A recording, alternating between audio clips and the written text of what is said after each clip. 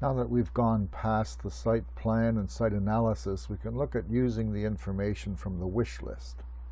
This, of course, is the information regarding the soils and the plants and the shrubs and the trees and the patios and walkways and all the things that need to be done on the site.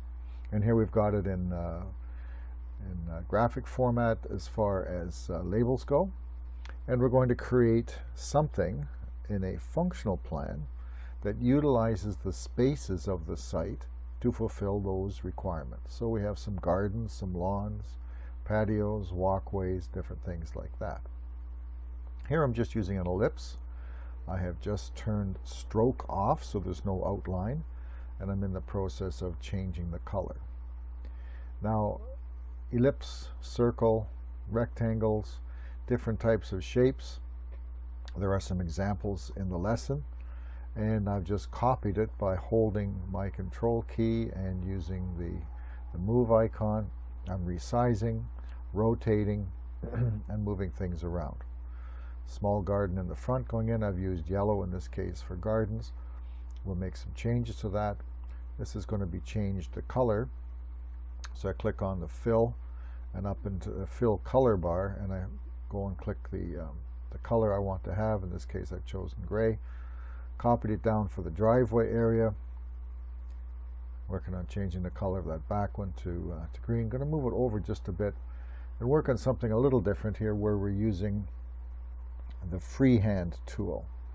Now, I've left fill on to show you how the freehand tool works with fill on. I'll just draw a zigzag there, and you can see how it wants to fill in the gaps. It's colored this time. If it was white, it would look really strange. Moved it over there. If we draw without fill, we just get lines. So I'm just drawing a squiggle, a long skinny squiggle here. Now I'm shortening it up to make a zigzaggy squiggle. And what I'm using these for is to demonstrate screening, so that there's a barrier between one side or one thing, one area, and the other. In this particular case, I've already done the backyard where there's screening between this yard and the other one. I've done screening here at the front because there's views in from the street. Both of those work very well.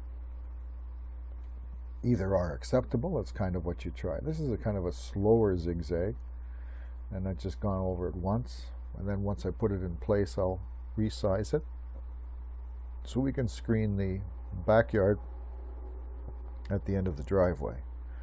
This is a pretty slow zigzag because there's an increase in fence height that's required along here to protect that patio area. I want to hard surface that area where the grass isn't growing anyway. So now I'm going to just get rid of a couple of these, and of course this has been speeded up in some areas here. It takes too long to draw everything. What I'm going to do is I'm going to use that outline freehand tool. I've got fill on, and I'm just creating a transition area and a walkway and a patio. I've left stroke on, and as soon as I turn stroke off, then it goes back to just a tone. We'll do another one now. We'll leave the stroke off for a second. You can see how that works with stroke off. It's actually harder to draw because you can't see where your start and end points are. I prefer to leave stroke on and remove it later on. So we'll change the color now. Use something a little bit lighter. I'll move that bar up, it makes everything lighter. I'll outline this garden area here. It can be fairly rough, it doesn't have to be all that accurate. So this is how we create the shapes for the functional diagram and have either of the two examples created for your assignment end of next week.